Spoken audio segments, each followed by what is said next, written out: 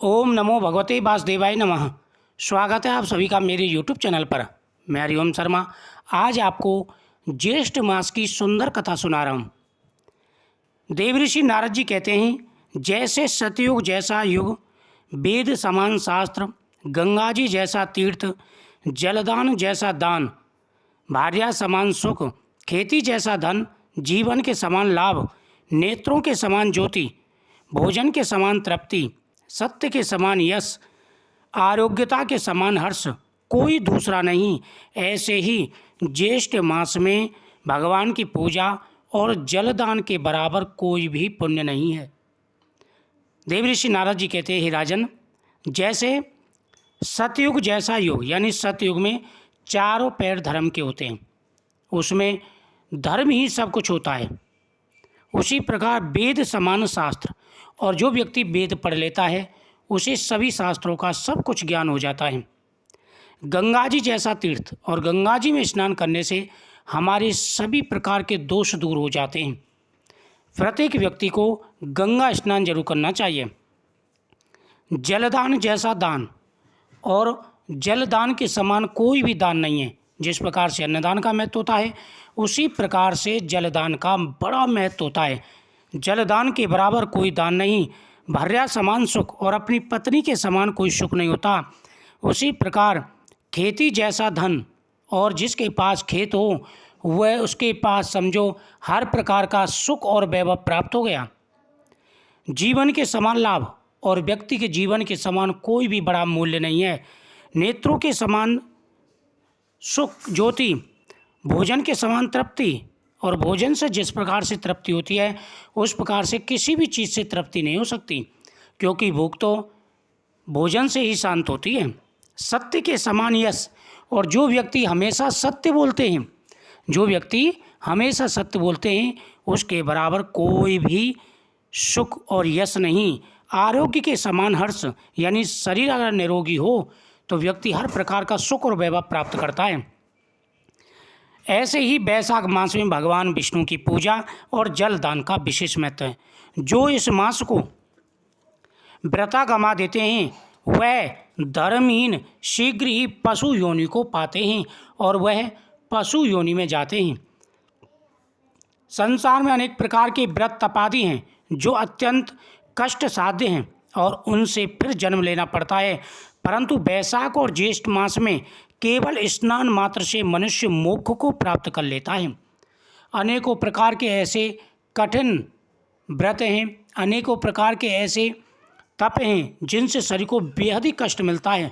लेकिन हे राजन, वैशाख मास में और ज्येष्ठ मास में सिर्फ स्नान से ही मनुष्य वैकुंठ लोक का अधिकारी हो जाता है। सब दानों तथा सब तीर्थों के स्नान का फल वैशाख और ज्येष्ठ मास में केवल जलदान से मिल जाता है। जिसमें जलदान देने की भी शक्ति ना हो तो वह दूसरों से दान दिलवाए, उसका भी वही फल होता है। हे राजन, सभी दानों से जलदान बेहद ही शुभ होता है, बहुत बड़ा होता है। जलदान सुलभ है और प्रत्येक व्यक्ति जलदान कर सकता है।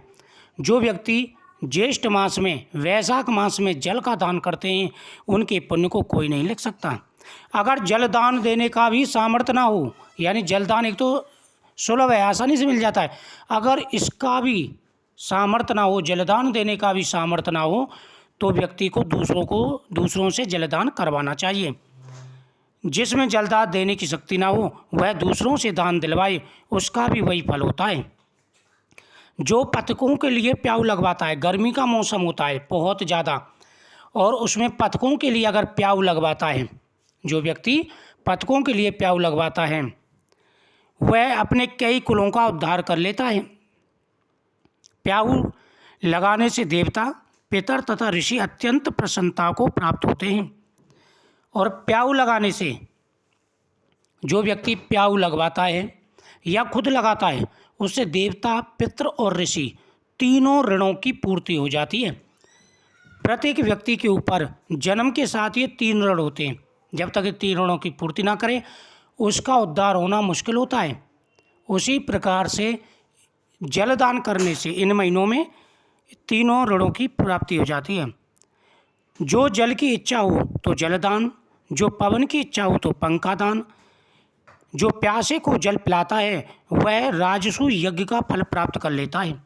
जो व्यक्ति प्यासे को जल पिलाता है वह राजसू यज्ञ का फल प्राप्त कर लेता है। जो धूप और पसीने से व्याकुल ब्राह्मण की पंक्ति सेवा करता है वह सब पापों से रहित गरुड़ के समान हो जाता है और ब्राह्मण को पंखा दान न करने वाला अनेक प्रकार के वातादि रोगों से दुखित हो नरक का वास करता है। हे राजन, इसलिए ध्यान रखना चाहिए और जलदान जरूर करना चाहिए। जो थके हुए ब्राह्मण पर कपड़े से हवा करता है, मानो कोई ब्राह्मण थका हुआ आपके दरवाजे पे आ गया और आप उसकी हवा कर रहे हैं पंखे से, तो यह बहुत बड़ा पुण्य होता है, बहुत बड़ा पुण्य होता है। जो थके हुए ब्राह्मण की पंखे से हवा करता है उसे हर प्रकार का सुख और वैभव प्राप्त होता है। वह पापहीन होकर भगवान की सायुक्त मुक्ति पाता है। और जो शुद्ध हृदय से ताड़ का पंखा दान करता है वे सब पापों से मुक्त होकर बैकुंठ लोक को जाते हैं। जो इस मास में खड़ाऊं दान करते हैं वह यमदूतों का तिरस्कार करते हुए बैकुंठ लोक को जाते हैं। जो व्यक्ति इस महीने में खड़ाऊं दान करते हैं, खड़ाऊं दान का विशेष महत्व है। जूता दान करने वाले को न संसार में दुख होता है और न ही नरक यातना भोगनी पड़ती है। ब्राह्मण की याचना करने पर खड़ाऊं का दान करने वाला राजा होता है। अगर ब्राह्मण आपसे खड़ाऊं जूता मांग रहा है और उसको आप खड़ाऊं जूता दान कर देते हैं तो आप राजा के समान हैं। जो मार्ग में आश्रय के लिए घर बनवाता है उसका फल ब्रह्मा भी वर्णन नहीं कर सकते। जो राहगीरों के लिए रास्ते में घर बनवाता है विश्राम करने के लिए, उनके फल को कोई नहीं कह सकता, इतना बड़ा उन्हें फल प्राप्त होता है। जो अतिथि ब्राह्मण को भोजन करावे उसके फल का भी कोई विस्तार नहीं। अन्नदान करने वाला अपने माता पिता को भी भूलकर दानी को ही अपना सर्वस्व मानता है। माता पिता तो केवल जन्म के दाता हैं, लेकिन जो अन्नदान देता है, जलदान देता है, उनके सभी प्रकार के मनोरथ पूरे हो जाते हैं। हे राजन, जो मनुष्य जेठ मास में ब्राह्मण को सुंदर चारपाई का दान करता है और उस पर सोए हुए ब्राह्मण को हवा करता है तो संपूर्ण धर्मों के साधन से उसका शरीर निरोगी हो जाता है। हे राजन, जिस प्रकार से दान का महत्व है उसी प्रकार से इस महीने में सूर्यदेव और भगवान विष्णु और शिव की पूजा का विशेष महत्व है। जो व्यक्ति इस महीने में सूर्यदेव की आराधना करते हैं उनका शरीर निरोगी होता है, वो कभी भी रोगी नहीं होते। उनके पास भरपूर धन होता है, हर प्रकार की मनोकामना उनकी पूरी होती हैं।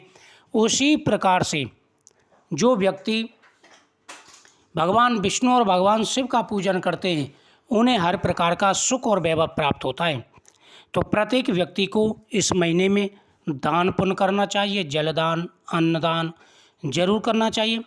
और साथ ही जितना संभव हो सके उतना श्रमदान भी करना चाहिए। यानी मंदिर देवालय जाकर के वहाँ पर सफाई करें, वहाँ पर ब्राह्मणों की सेवा करें। साथ ही अगर धर्मशाला आपके पास है तो वहाँ पर राहगीर जो रुकते हैं उनको जलपान कराएं, ठंडा शरबत दें, तो इसका विशेष महत्व है।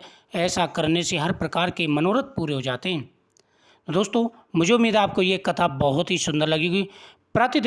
प्रतिदिन इस कथा का श्रवण करना चाहिए। प्रतिदिन इस कथा के श्रवण करने से हर प्रकार के मनोरथ पूरे हो जाते हैं।